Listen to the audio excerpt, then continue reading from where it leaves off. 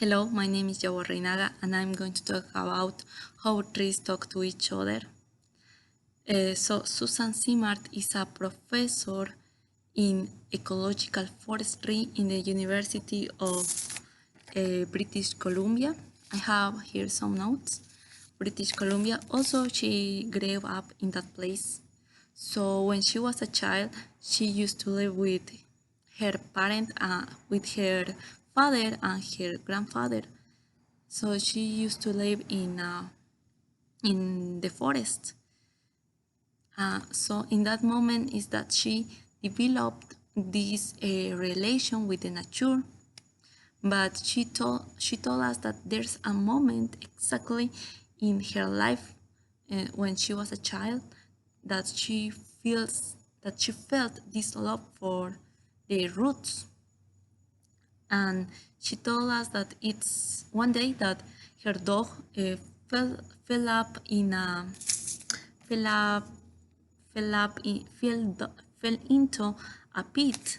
So in that moment, her grandfather takes a shovel,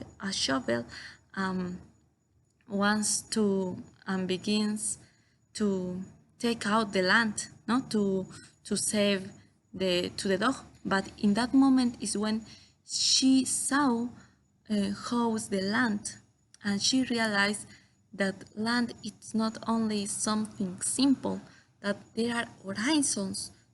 She saw an horizon yellow and an horizon red, and also she saw that there was many roots, like a network connection between trees. And that was so important because she was it was something wonderful, and she studied and she uh, mm, become to be a brilliant scientist, no.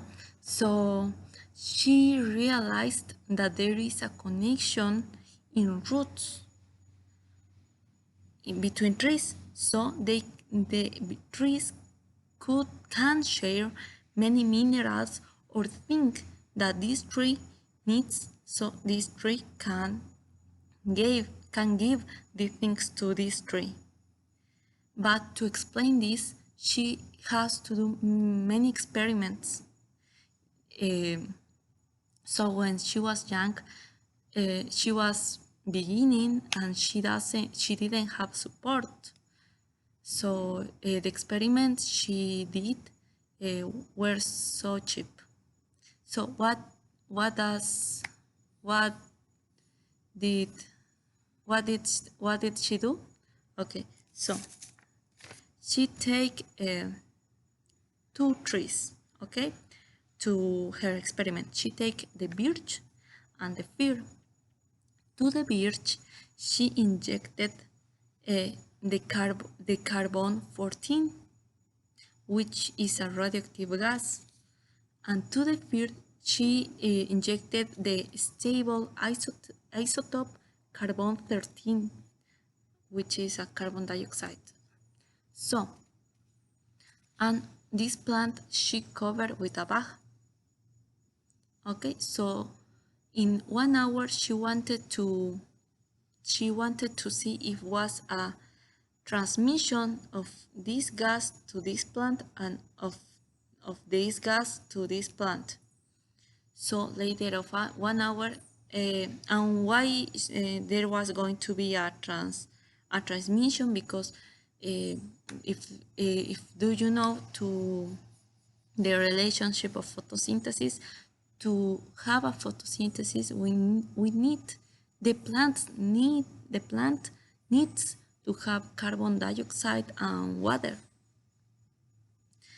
and to produce glucose and oxygen.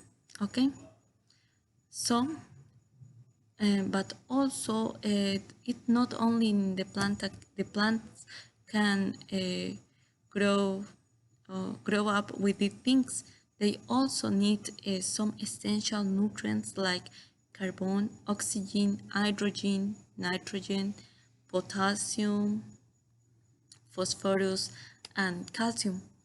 So Later of 1 hour, she take out the bags, and she realized that the gas, the carbon 14 was in the second plant and the carbon 13 was in the first plant. So obviously there were a change, there were a transmission, a sharing of the carbonus. So it doesn't it she proved this not only in 2 plants, no, she made an experiment of 80 plants. So but in real, why happens this relation? And this is the thing important of this video. And the relation is possible thanks to mycorrhizas. And what are mycorrhizas? Mycorrhizas are fungus. Fungus that only can exist with the association of the roots of the trees. So this fungus only can live or only can exist with this association, because only in this way this fungus is able to get the nutrients like nitrogen or potassium that needs. And what can the plant get? Okay, the plant gets some minerals, water, and a protection of other bacteria. So it's not only something that happened some years ago. It happened of million years ago. This relationship between mycorrhizas and the roots. And these mycorrhizas grows like a red networking. Could you imagine? So if this tree is here and this tree is here, the mycorrhizas, the roots are here, but the mycorrhizas are in all the places. So also she explained us something important, that we have mother trees, and the mother trees are the more important. Okay, and the mother trees have another kids of trees. So this mother tree can recognize to their kids, and this fungus, this mycorrhiza, helps more to their kids and not to another plants. So that's the reason what are fundamental. Don't cut to the mother trees. So there are many studies that how we can use the mycorrhizas. I read the another day interesting investigation that we are doing to use these mycorrhizas, this fungus, to absorb this metal called potassium and copper. Copper. Yes, copper, because copper it's good for plants, but in exhaustion it can cause many damage. So there are a mycorrhiza that absorb the copper of plants, and it's going to help us many in the future. Later. So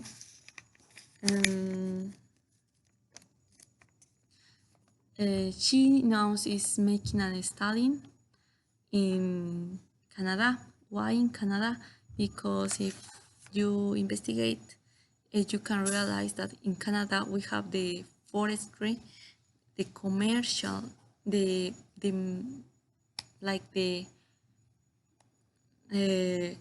commercial of all the world. The place more important is Canada of trees. So in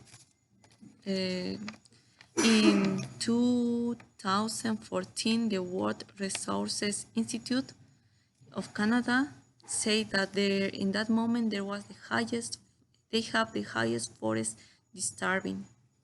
And why we don't, it's so bad because it's going to cause three things. They affect hydrological cycles, they degrade wildlife habitat, and they emit greenhouse gases. Okay? So she said something so realistic in the video, and it's this phrase: I don't mean no cutting, but less cutting. Because we need wood. We need wood for all, for paper, for pencils, for uh, for tables, for all. We need wood all the time. Okay, but we need people prepare. For example, you can cut some trees, yes, but if you cut to the mother tree, you are killing all the relation of years, of hundreds of years. If you cut to a kid, they can't survive, okay? But if you kill to the mother, it's terrible. So we have to study more about this and have a better comprehension of this in this now, like us, like we are going to be going to be dedicated to the agriculture. We need to learn about these things. Thanks.